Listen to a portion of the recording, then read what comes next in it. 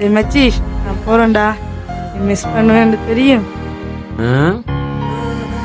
அதெல்லாம் வாய்ப்பு இல்ல, நீ பாத்துக்கோ. டேய் பைக் சாவி எடுத்துட்டு வாடா.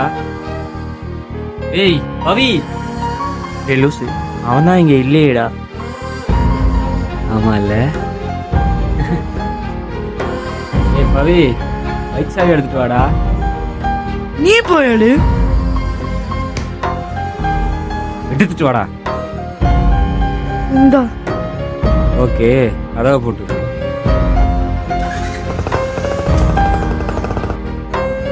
ஐயர் அப்படா கேட்க. ஏய் என்னாச்சுடா? ஒன்றும் இல்லைடா. என்ன ஃபீலிங்கா?